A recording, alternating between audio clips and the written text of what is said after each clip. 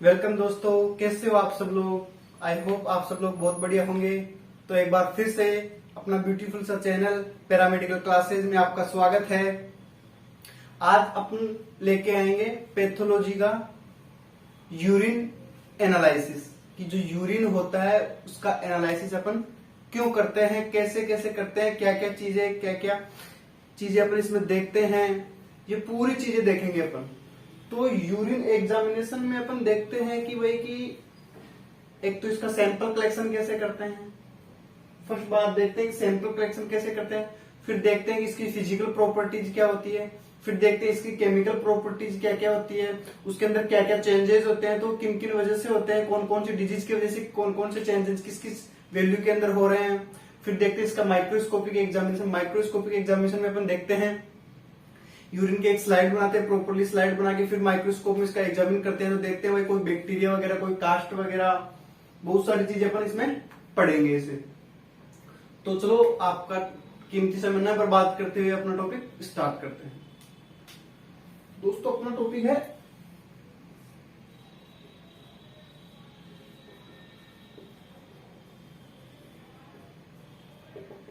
Urine examination.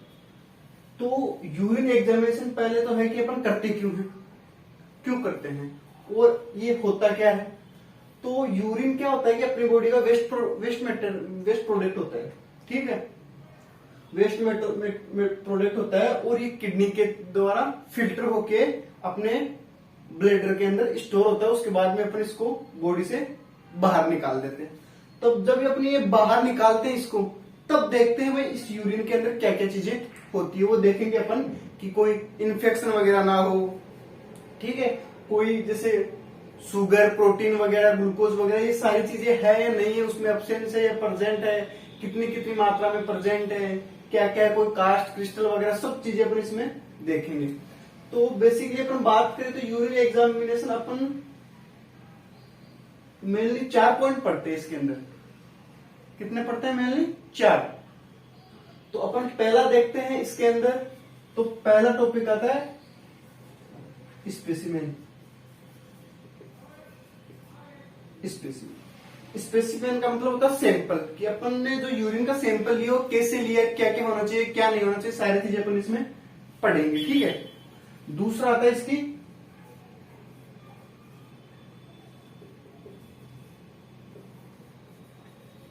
Physical examination, ठीक है। तीसरा टॉपिक आता है इसमें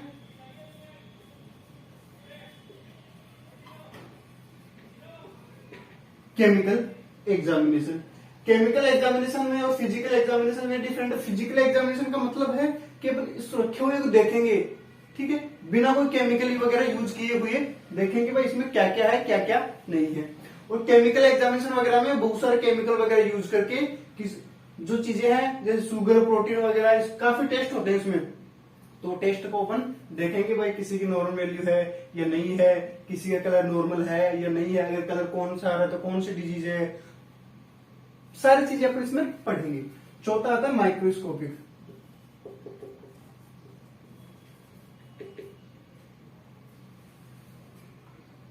माइक्रोस्कोपिक एग्जामिनेशन। तो माइक्रोस्कोप में देखेंगे अपने प्रॉपर्ली स्लाइड बनाएंगे। स्लाइड बनाने के बाद में अपन देखेंगे भाई यूरिन एग्जामिनेशन के अंदर क्या क्या चीजें अपने को दिखने को मिल रही है, कौन सी चीजें नॉर्मल है, कौन सी चीजें अबनॉर्मल है, बैक्टीरिया वगैरह प्रेजेंट है, क्या नहीं है, क्या नहीं है, सारी चीजें अपन इसमें देखेंगे। जब आप लोग भी प्रैक्टिकल के लिए जाओगे ना, तो ये चीजें अगर पढ़ी हुई होगी ना आपकी, तो ये चीजें आगे आप प्रैक्टिकल करोगे तो बहुत ईजी रहेगा और बहुत काम में आने वाली चीजें हैं। तो अपन इसमें सबसे पहले पढ़ते हैं स्पेसिमेन कलेक्शन, ठीक है दोस्तों। तो स्पेसिमेन कलेक्शन की अपन बात करते हैं तो इसमें क्या होता है, क्या क्या चीजें होती है, क्या क्या चीजें नहीं होती, ठीक है। तो अपन इसमें बात करते हैं स्पेसिमेन की। तो स्पेसिमेन बेसिकली होता क्या है। एक तो स्पेसिमेन का मतलब है सैंपल, लिख देता हूं मैं, ठीक है। स्पेसिमेन का मतलब होता है कि भाई जो अपन ने यूरिन का सैंपल लिया है एक कंटेनर में, उसकी प्रॉपर्टी क्या, पूरी चीजें देखते हैं उसके अंदर। तो अपना सब स्पेसिमेन के सबसे अंदर होगा कि जब भी अपन पहला पॉइंट ये रहेगा, जब भी अपन यूरिन का सैंपल लेते हैं, या मान लो अपने पास कोई पेशेंट आया, उसको बोलते हैं यूरिन का सैंपल दो, तो उसके अंदर सबसे पहले क्या होता है कि जो भी कंटेनर होता है,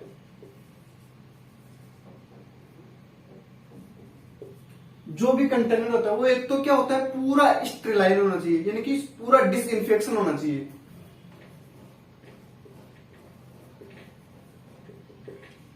क्या होना चाहिए? पूरा स्टेराइल या डिसइंफेक्शन होना चाहिए। सबसे पहली बात तो ये रखनी है अपने को, ठीक है। दूसरा याद रखना है कि वो यूरिन कंटेनर होना कैसा चाहिए, या तो ग्लास ट्यूब, ग्लास का होना चाहिए, या प्लास्टिक का होना चाहिए, ठीक है। पहले के जमाने में, आज से 10-15 साल पहले क्या ग्लास का यूज करते थे, लेकिन आज के इस आधुनिक काल के अंदर क्या है कि प्लास्टिक का यूज करने लग गए। प्लास्टिक का होना चाहिए, और क्या होना चाहिए? Wide mouth. वाइड माउथ को मतलब चौड़े मुंह वाला, ठीक है, ताकि इसमें अपन यूरिन का सैंपल आसानी से कलेक्ट कर सके।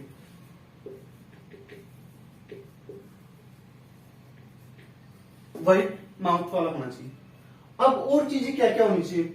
ये तो अपने पास क्या हो गया कंटेनर, ठीक है, कि भाई ऐसा ऐसा कंटेनर होता है अपने पास कि ये तो डिसइंफेक्शन है, स्टेरिलाइजेशन स्टेराइज कंटेनर होना चाहिए, ग्लास या प्लास्टिक का कंटेनर होना चाहिए, और वाइड माउथ कंटेनर होना चाहिए। अब देखते हैं कि भाई उस कंटेनर का पे अपना क्या काम होता है। अपन जब मान लो ये चीजें अपने को पेशेंट को देनी है कि भाई अपने को सैंपल कलेक्शन करके देगा, तो इससे पहले अपने को ध्यान रखना है कि भाई उस पर क्या करेंगे अपन, ठीक है। एक करेंगे कि उसका नेम, उस पर लेबल कर देंगे, लेबल कर देंगे उसका नेम, पेशेंट का नेम कहने का मतलब पेशेंट नेम, आईडी नंबर।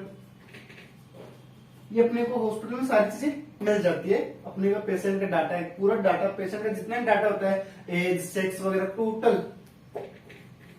भाई फीमेल है मेल है, टोटल ये सारी चीजें अपने को देखने को मिल जाती है वहां पे। तो स्पेसिमेन कलेक्शन में अपने देखो ये क्या चीजें हैं, ठीक है। अपन ने मान लो ये पूरी चीजें अपने पास प्रॉपरली है, भाई की स्टेराइल कंटेनर है, glass tube, plastic tube, wide mouth container है, उस पे अपने पेशेंट का नाम वगैरह, आइडेंटिटी वगैरह, सेक्स वगैरह, टोटल चीजें लिख दी। अब क्या करेंगे, पेशेंट को उसको बताएंगे कि भाई अपने को सैंपल कैसे कलेक्ट करना है, ठीक है। ये अपने सारी चीजें पढ़ ली। अब देखेंगे कि भाई पेशेंट को बताएंगे, तो इसमें बताते हैं कि अपन को क्या क्या पेशेंट को बताना चाहिए। तो ये आता है टॉपिक में, इसके अंदर आता है सैंपल कलेक्शन। भाई पेशेंट है वो सैंपल कलेक्शन कैसे करेगा, ठीक है। तो सैंपल कलेक्शन कैसे करेगा, तो इसमें बताते हैं अपन कि जब भी अपन सैंपल कलेक्शन करेंगे, सबसे पहले याद रखना है वो अर्ली मॉर्निंग सैंपल कलेक्शन करेंगे। क्या करेंगे? Early morning sample collection.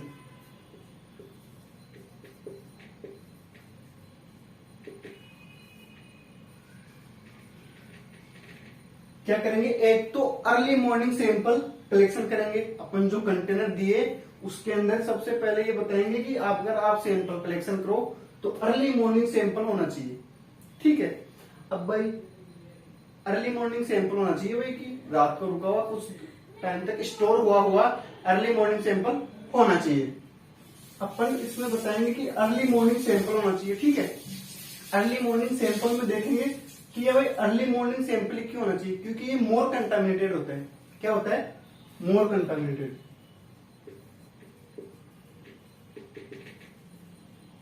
मोर कंटामिनेटेड का मतलब होता है कि ये अपनी बॉडी में जितने भी बैक्टीरिया वगैरह है वो मॉर्निंग तक क्या ग्रोथ करते हैं। जब नाइट में अपन सो जाते हैं तो मॉर्निंग में क्या वो ग्रोथ करते हैं। तो ग्रोथ करते वक्त अपन जो यूरिन सैंपल लेंगे ना उसमें अपने को बैक्टीरिया वगैरह जितने भी कंटामिनेटेड है वो अपने को दिखाई देंगे जब अपन इसका यूरिन एग्जामिनेशन करेंगे तब।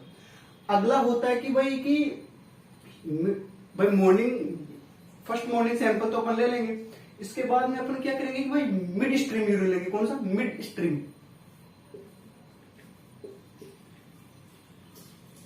मिड स्ट्रीम यूरिन का मतलब है कि जैसे अपन यूरिन सैंपल कलेक्शन करते हैं, कलेक्शन करने के जैसे जाते हैं वॉशरूम में तो थोड़ा यूरिन अपन क्या करेंगे बाहर निकालेंगे, उसके बाद में कलेक्शन करेंगे। क्योंकि क्यों करेंगे? क्योंकि वो बहुत ज्यादा डिसइंफेक्टेड यूरिन होता है। जो मिड स्ट्रीम यूरिन होता है ना, तो अंदर के बैक्टीरिया वगैरह वो जम जाते हैं। तो जैसे अपन यूरिनेशन के लिए जाते हैं तो थोड़ा यूरिन निकालते हैं तो बैक्टीरिया वगैरह ऊपर आते हैं, जिसकी वजह से क्या होता है कि जो कंटेनर लेंगे अपन, उसमें बैक्टीरिया वगैरह पूरे प्रॉपरली तरीके से आ जाएंगे। क्योंकि अपने को एक यूरिन एग्जामिनेशन करता है तो अच्छा डायग्नोस करना है, उस चीज का प्रॉपरली यूरिन एग्जामिनेशन रियल में करना है, तो ये चीजें अपने को फॉलो करनी ही पड़ेगी। मिड स्ट्रीम यूरिन हो गया, ठीक है। अब मान लो ये तो हो गया सैंपल कलेक्शन की बात, ठीक है। अब देखते हैं अपन इसके अंदर कि सैंपल कलेक्शन में देखा अर्ली मॉर्निंग सैंपल होना चाहिए, क्योंकि ये मोर कंटामिनेटेड होता है। उसके बाद में देखेंगे कि भाई ये मिड स्ट्रीम यूरिन अपन इसको कलेक्शन में लेते हैं। अब देखेंगे इसके अंदर कि भाई जो यूरिन सैंपल अपने पास लेबोरेटरी में आया है, तो अपन उसका क्या करेंगे? क्या मान लो जैसे अपन लेबोरेटरी में वर्क कर रहे हैं, ठीक है, क्या कर रहे हैं? वर्क कर रहे हैं लेबोरेटरी में। वर्क करते हैं तो क्या होता है कि टाइम निकल जाता है कि और काम करते हुए अपन इस सैंपल तक नहीं पहुंच पाते, ठीक है। जैसे मान लो अपन लेबोरेटरी में एक बंदा यूरिन एग्जामिनेशन करने वाला है और उसके पास 100 यूरिन एग्जामिनेशन के सैंपल आ गए, तो वह बंदा करेगा क्या? तो बंदा अब वो रखा रहेगा तो वो खराब हो जाएगा, ठीक है। तो कुछ मेथड्स वगैरह, कुछ केमिकल्स वगैरह यूज करके अपन क्या करेंगे, जो अपना यूरिन है उसको प्रिजर्व करेंगे। क्या करेंगे? प्रिजर्व। तो इसमें अपन ने पहला लिखा था सैंपल कलेक्शन, दूसरा लिखेंगे प्रिजर्वेशन ऑफ यूरिन, यानी कि यूरिन का प्रिजर्वेशन कैसे करें। तो यूरिन का प्रिजर्वेशन करने के लिए अपने पास काफी सारे केमिकल्स वगैरह होते हैं। तो अपन बात करते हैं सबसे पहले फॉर्मलिन की। फॉर्मलिन सबसे पहले इसमें क्या आता है? प्रिजर्वेशन एजेंट आता है, जिसको बोलते हैं फॉर्मलिन। फॉर्मलिन, तो फॉर्मलिन में अपन बात करते हैं तो क्या करेंगे अपन? 6 से 8 ड्रॉप क्या करेंगे? 6 से 8 ड्रॉप क्या करेंगे अपन? 100 ml यूरिन। मान लो अपने पास 100 ml यूरिन है, तो उसमें 6 से 8 ड्रॉप अपन यूरिन फॉर्मलिन की डाल देंगे। तो फॉर्मलिन की ये यूरिन में डालने के बाद में क्या होता है कि अपना जो यूरिन सैंपल है, अपना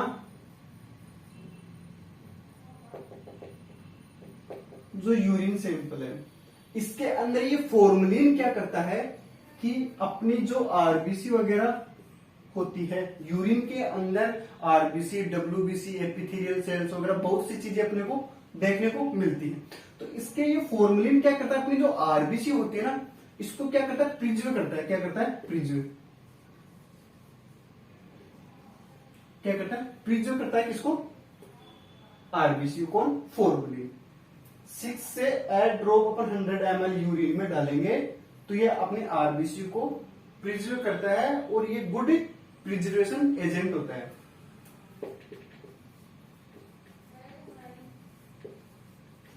ठीक है, गुड प्रिजर्व एजेंट होता है, ठीक है। कौन? फॉर्मलिन। तो पहला अपन ने देखा भाई, जो फॉर्मलिन होता है उसकी अपन 6 से 8 ड्रॉप अपन यूरिन के अंदर डालेंगे तो ये अपनी आरबीसी होती है उसको प्रिजर्व करता है, और ये गुड एजेंट होता है। क्या होता है? गुड एजेंट होता है। किसके लिए? यूरिन को स्टोर करके रखने के लिए। मान लो अपन को यूरिन को कुछ समय के लिए स्टोर करके रखना है तो कौन? फॉर्मलिन भी यूज कर सकते हैं। पहला हो गया फॉर्मलिन, ठीक है।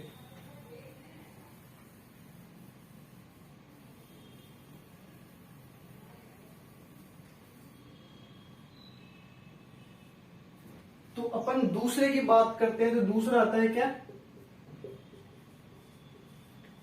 थाइमोल। तो थाइमोल में अपन क्या करते हैं कि जो यूरिन होता है उसके अंदर अपन क्या करते हैं? 1% थाइमोल सॉल्यूशन ऐड करते हैं। मान लो अपना ये यूरिन है, इसमें अपन ने क्या किया? 1% थाइमोल सॉल्यूशन ऐड किया। तो अपन ये चीजें ऐड करते हैं ना, तो जो यूरिन होता है, इस यूरिन के अंदर क्या होता है? क्या होती है? प्रोटीन होती है। तो इस प्रोटीन का क्या, ये थाइमोल क्या करता है, इसका नेगेटिव रिजल्ट देता है।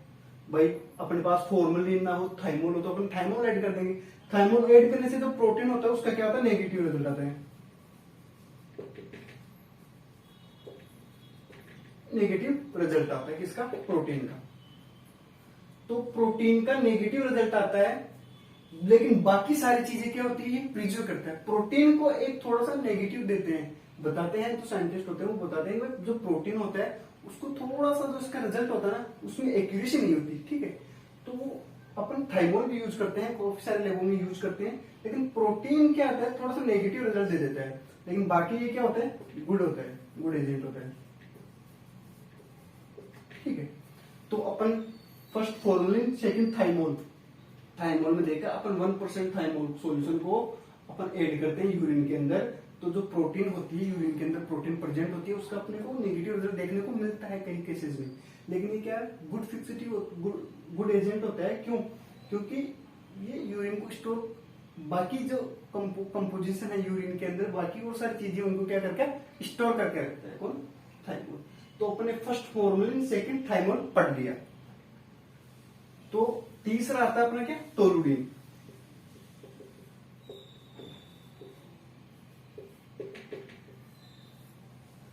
टोलुइन, टोलुइन, टोलुइन के अंदर क्या होता है कि अपना जो यूरिन कंटेनर है, इसके अंदर अपन क्या करेंगे, 1 ml of toluene solution add in 50 ml of urine. अपन क्या करेंगे इसमें कि 1 ml ऑफ सॉल्यूशन, ठीक है, कौन, toluene, 1 ml of solution toluene को ऐड करेंगे किसमें, 50 ml ऑफ यूरिन के अंदर इसको ऐड कर सकते हैं, 1 ml, बस इतना काफी है। अब ये क्या करता है कि जो अपना यूरिन कंटेनर है, उसके अंदर जो यूरिन है, उसके अंदर जो क्या, जो केमिकल नेचर है, केमिकल नेचर, उसको क्या प्रिजर्व करके रखता है।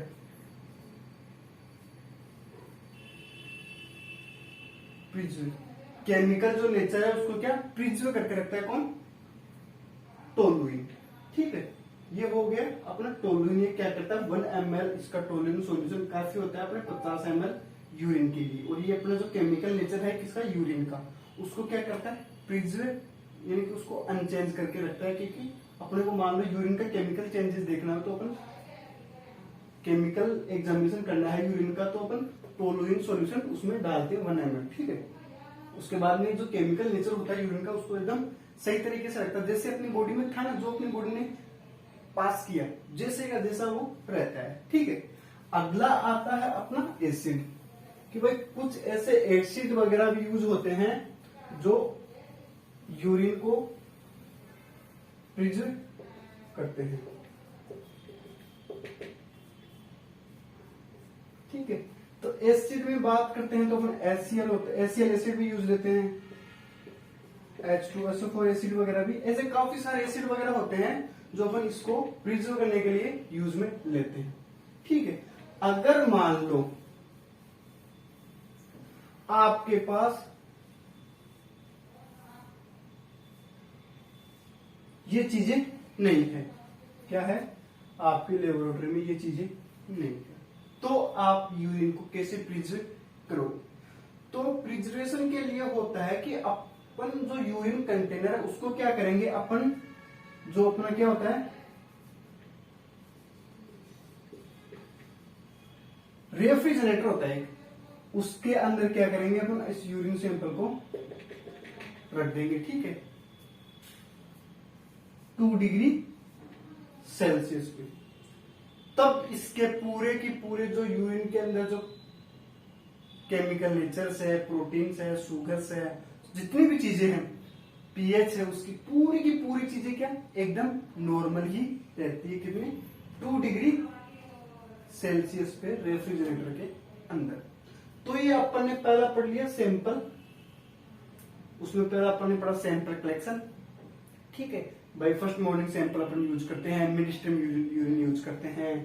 फिर पढ़ा अपन ने preservation of urine sample. Urine sample को कैसे कैसे अपन प्रिजर्व करते हैं, तो फॉर्मेलिन का यूज करके, टॉइमोल थाइमोल का यूज करके, टोलुइन का यूज करके, एसिड वगैरह यूज करके। अगर ये चीजें अपने पास नहीं होती है तो अपन रेफ्रिजरेटर का यूज करते हैं, जिसका 2 डिग्री सेंटीग्रेड टेम्परेचर करते हैं और उसको रख देते हैं कुछ समय के लिए, तो जो अपना यूरिन होता है वो एकदम नॉर्मल ही रहता है।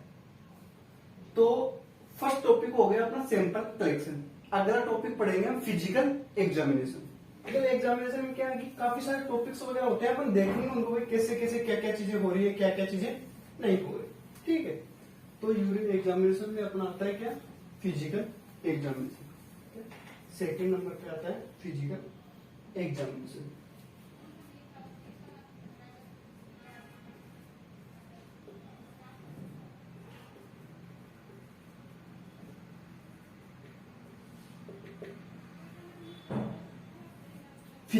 फिजिकल का मतलब यही आपको समझ में आ रहा है। फिजिकल प्रॉपर्टी देखेंगे अपन किसकी, यूरिन की। किसकी देखेंगे अपन,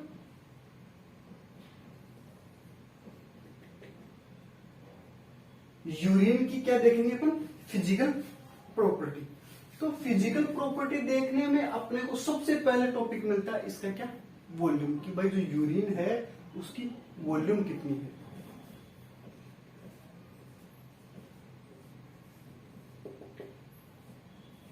ठीक है, अपन फिजिकल एग्जामिनेशन में अगर यूरिन की वॉल्यूम की बात करते हैं तो एक एडल्ट होता है, एक एकदम स्वस्थ व्यक्ति होता है, एकदम बिल्कुल कोई उसे कोई प्रॉब्लम नहीं है, उस व्यक्ति की नॉर्मल वॉल्यूम होती है 1200 से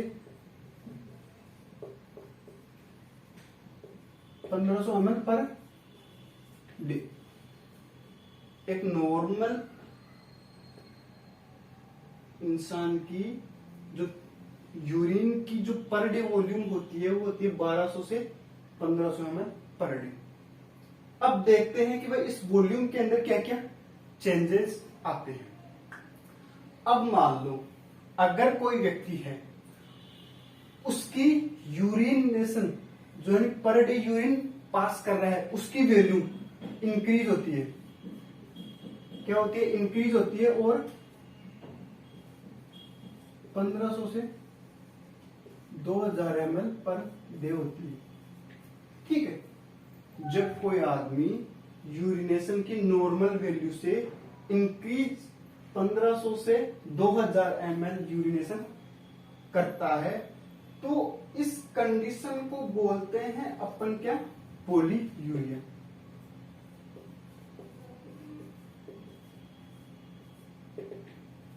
क्या बोलते हैं, पॉलीयूरिया। देखो समझने वाली चीजें हैं कि ये कंपटीशन में ये चीजें पूछी जाती है, ऐसे तो कोई नहीं पूछता, लेकिन जब आपको फिजिकल एग्जामिनेशन करोगे तो उस चीजों में देखने को मिलेगी कि यानी कि जो अपनी नॉर्मल वैल्यू है 1200 से 1500 ml पर डे, उससे इंक्रीज अमाउंट यानी 1500 से 2000 ml पर डे अगर कोई यूरिनेशन करता है, जो यूरिन का आउटपुट है उसका इतना आता है, उस कंडीशन को बोलते हैं अपन क्या, एक टर्म होती है क्या, पॉलीयूरिया। अब ये कंडीशन किन किन पेशेंटों में देखने को मिलती है, ये चीजें अपन इसमें देखेंगे। तो ये चीजें सबसे पहले किसमें मिलती है, डीएम। मान लो कोई डायबिटीज मेलाइटिस का पेशेंट है तो उसमें ये चीजें देखने को मिलती है, डायबिटीज मेलाइटिस या फिर डायबिटीज इंसिपिडस पेशेंट में। दोनों पेशेंटों के अंदर डायबिटीज का मतलब जानते हैं जिसमें शुगर हाई होता है जिस पेशेंटों में, ठीक है, उन पेशेंटों में जो पॉलीयूरिया कंडीशन है वो देखने को ऑलमोस्ट मिलती ही है। ठीक है,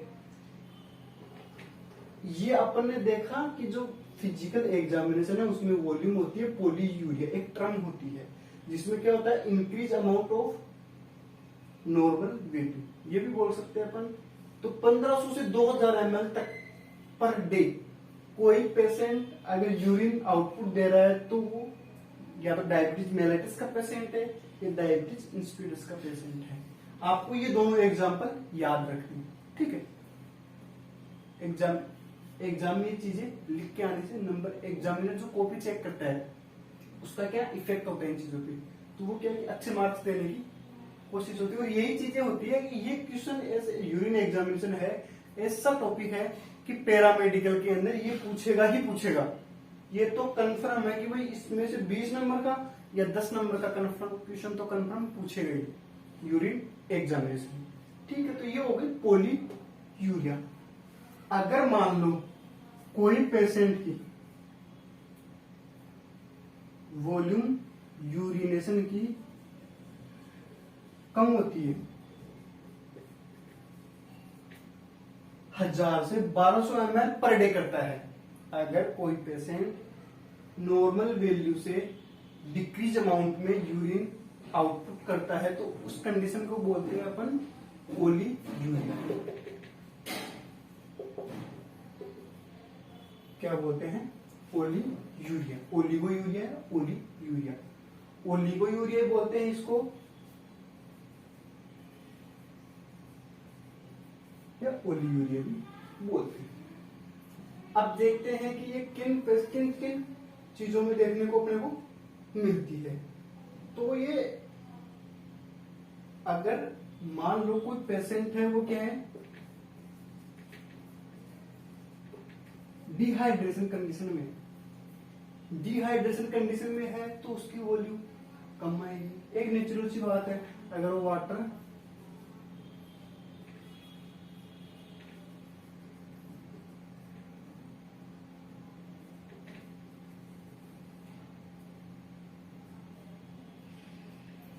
अगर कोई आदमी है वो वाटर लेस अमाउंट में इंटेक कर रहा है, पी कम रहा है, तो आउटपुट तो रियल सी बात है कम ही आएगी।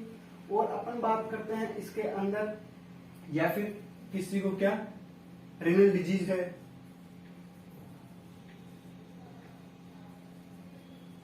किडनी प्रॉब्लम है, या फिर रेनल स्टोन है, किडनी स्टोन है, तो इन चीजों में ये ओलिगो यूरिया कंडीशन देखने को मिलती है। ठीक है, अगर मान लो कोई व्यक्ति इससे भी कम अमाउंट में करता है, यानी कि करता ही नहीं है, बिल्कुल कम, मान लो कि वो 100 ml पर डे करता है। ठीक है, 100 ml पर डे करता है कोई पेशेंट, तो उसको क्या बोलेंगे अपन? उस कंडीशन को बोलेंगे एन्यूरिया। क्या बोलेंगे? एन्यूरिया। एन्यूरिया बोलेंगे अगर कोई आदमी 100 ml per day urine donate करता है तो उस कंडीशन। एक कंडीशन और होती है नेक्टूरिया। नेक्टूरिया में होता है कि कोई पेशेंट नाइट में बार बार पे टॉयलेट करने के लिए, वॉशरूम के लिए जाता है और उसका अमाउंट होता है 500 ml पर डे। ठीक है, तो वॉल्यूम में अपन ने पढ़ा कि जो फिजिकल एग्जामिनेशन होता है उसका पहला टॉपिक देखा अपने वॉल्यूम में देखा कि नॉर्मल 1200 से 1500 ml पर डे कोई पेशेंट या कोई एक स्वस्थ आदमी, पेशेंट एकदम बिल्कुल एकदम स्वस्थ, वो 1200 से 1500 ml यूरिन डोनेट करता है। डोनेट करने में पास आउट करता है, डोनेट थोड़ी करता है। सॉरी आप लोग तो डोनेट ही करते होंगे मेरे ख्याल से। तो पोलीयूरिया टर्म होती है जो क्या कहते हैं, increase amount of normal volume. ठीक है, डायबिटीज मेलाइटिस, डायबिटीज इंस्पिडस कंडीशन में लोग देखने को मिलती है।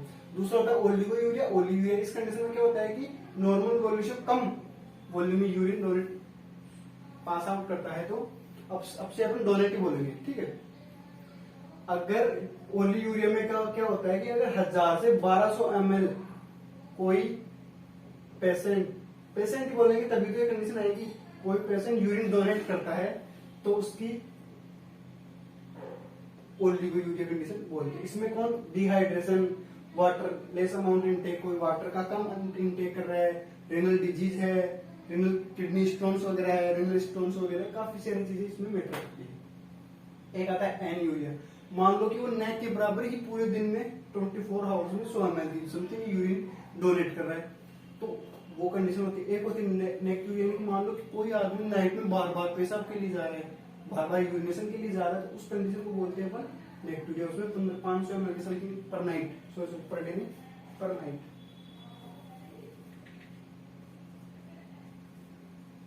पर नाइट यूरिन डोनेट करता है, उस कंडीशन को बोलते हैं अपन नेक्टूरिया। तो अपन ने पहला पढ़ लिया है वॉल्यूम। अगला देखते हैं अगला क्या होता है, क्या है कलर। तो जो अपना यूरिन होता है उसकी अपन कलर की बात करते हैं। तो जो यूरिन होता है वो एकदम क्लियर होता है। क्या होता है? क्लियर।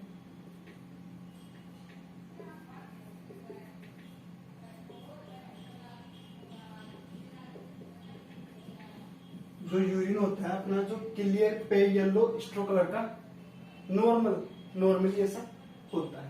अपन बात करेंगे अब इसमें अब नॉर्मल कंडीशन कौन कौन सी आती है यूरिन की, वो सारी चीजें अपन इसमें देखें।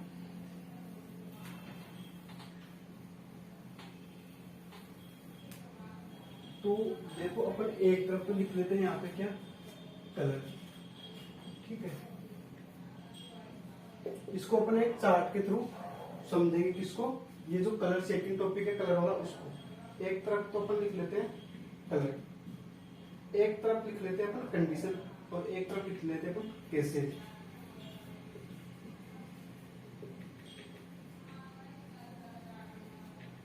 ठीक है, ये अपना क्या हो गया, ठीक है। अपन देखेंगे इसमें एक एक चीजें कैसा कलर आएगा, तो कौन सी चीजें होगी। अगर मान लो पेशेंट के कलर कैसा आ रहा है, कलरलेस आ रहा है। कलरलेस का मतलब बिल्कुल पानी के समान, तो कौन सी कंडीशन होगी, डायबिटीज मेलाइटिस की कंडीशन होगी।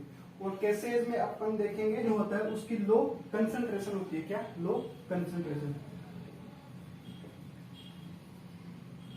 ठीक है, पहला देखा अगर यूरिन का कलर कलरलेस होता है तो वो डायबिटीज मेलाइटिस कंडीशन होती है, और उसके जो केसेज होता है वो लो कंसंट्रेशन में। ऐसा अपने को देखने को बहुत कम मिलता है। ठीक है, अगला आता है अपना, मान लो यूरिन का कलर कैसा है, डीप अंबर। कैसा है यूरिन का कलर, डीप अंबर, डीप अंबर, सॉरी अंबर नहीं अंबर। तो क्या होता है कि भाई डीप अंबर कलर किस कंडीशन में आएगा। ठीक है, तो डीप अंबर अपने आएगा कि एक्स्ट्रा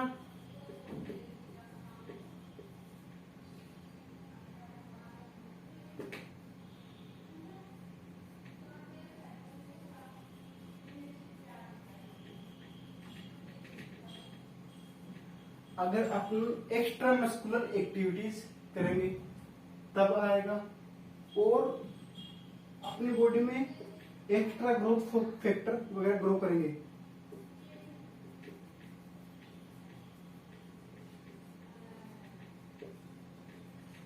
ठीक है, अब ये देखते हैं भाई कौन से केसेस में करेगा। तो अपन देखते हैं ये इंक्रीज टेम्परेचर होगा ना बॉडी का, भाई एक्स्ट्रा मस्कुलर एक्टिविटीज कब होगी, जो अपनी बॉडी मसल्स वगैरह जिम वगैरह करेंगे तो एक्स्ट्रा मस्कुलर एक्टिविटीज होगी, तो उसमें क्या होगा, अपनी बॉडी का टेम्परेचर क्या इंक्रीज होगा। ये इंक्रीज टेम्परेचर केसेज में क्या एक्स्ट्रा मस्कुलर एक्टिविटीज होती है, और उसमें क्या होता है जो अपना यूरिन है उसका कलर कैसा आता है, डीप अंबर उसका कलर आता है। अगला देखते हैं अपन ऑरेंज कलर, कौन सा आता है,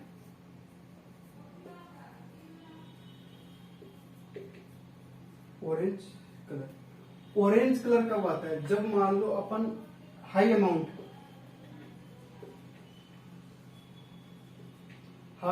में इंटेक करते हैं क्या, मेडिसिन।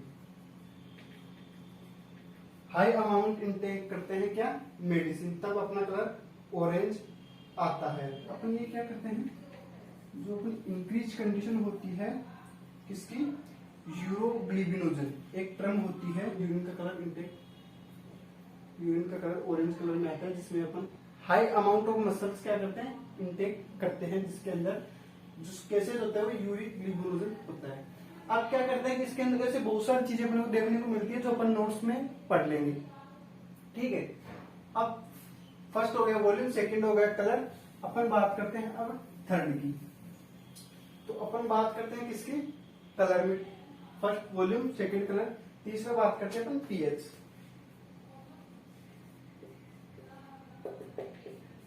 तो नॉर्मली इसकी पीएच होती है 6.4 to 7।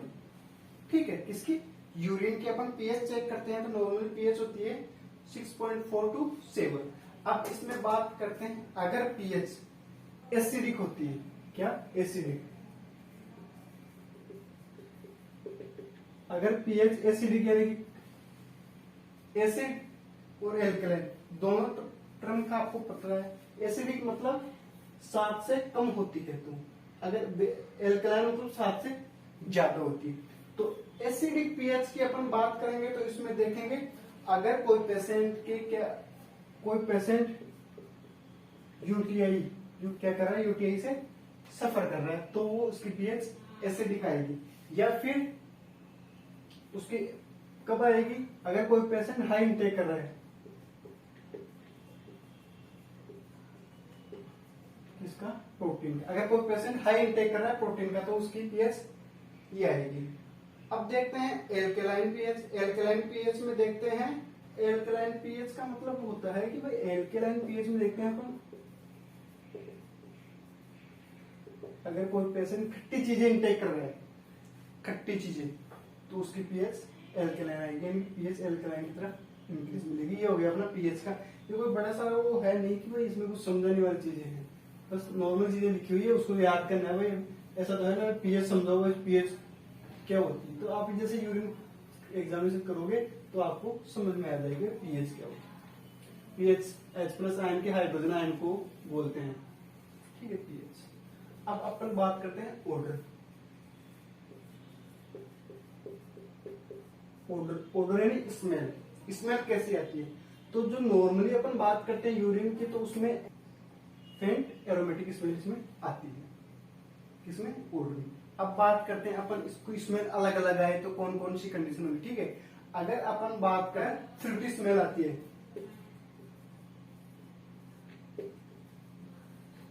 तो कीटोएसिडोसिस एक कंडीशन होती है, उसके अंदर क्या फ्रूटी स्मेल अपने को देखने को मिलती है। ये कंडीशन होती है अलग अलग। अगर मान लो यूटीआई कंडीशन में अपने को देखनी है तो कौन सी स्मेल आएगी, यूटीआई कंडीशन में देखने को मिलती है तो अपनी स्मेल आएगी एक्टिविया। कौन सी, प्यूटीरिया। अगर प्यूटीरिया स्मेल आती है तो यूटीआई कंडीशन में अपने को देखने को मिलती है। तो ये हो गई इसकी ऑर्डर। अब बात करते हैं अपन इसकी स्पेसिफिक ग्रेविटी। वह इसकी स्पेसिफिक ग्रेविटी क्या होती है, ये समझने वाली चीजें नहीं है, बस ये थ्योरिकल चीजें है। अब इसको देखना तो पड़ेगा आपको, बोरिंग सी है ये चीजें मुझे पता है, लेकिन क्या करें, देखना तो पड़ेगा इन चीजों को। स्पेसिफिक ग्रेविटी, स्पेसिफिक ग्रेविटी की बात करते हैं तो नॉर्मल इसकी स्पेसिफिक ग्रेविटी होती है 1.030 to 1.060। ये इसकी नॉर्मल स्पेसिफिक ग्रेविटी थी।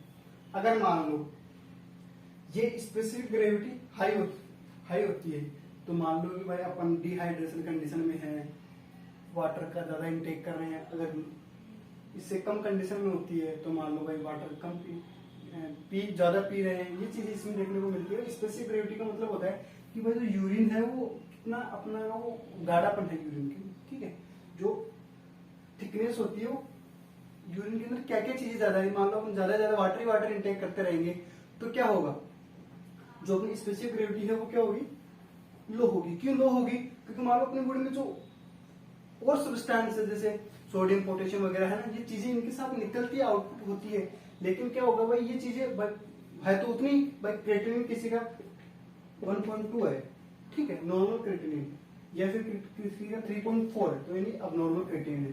तो यूरिन के साथ ये क्रिएटिनिन के बाहर निकलता है। लेकिन मान लो वो ज्यादा वाटर इंटेक कर रहा है तो ऐसा नहीं है कि भाई ये ज्यादा निकलेगा, भाई ये है उतना ही निकलेगा। ठीक है, तो ये देखने में मिलती है स्पेसिफिक ग्रेविटी। मतलब फिजिकल एग्जामिनेशन में पढ़ लिया वॉल्यूम, कलर, पीएच, ऑर्डर और स्पेसिफिक ग्रेविटी, बस यही होता है फिजिकल एग्जामिनेशन। तो चलिए दोस्तों, आज के टॉपिक में बस इतना ही। कल लेके आएंगे अपन केमिकल एग्जामिनेशन। अगर आप मेरे इस चैनल पे नए आए हैं तो वीडियो को सब्सक्राइब कीजिए, बेल आइकन को प्रेस कीजिए। Thank you.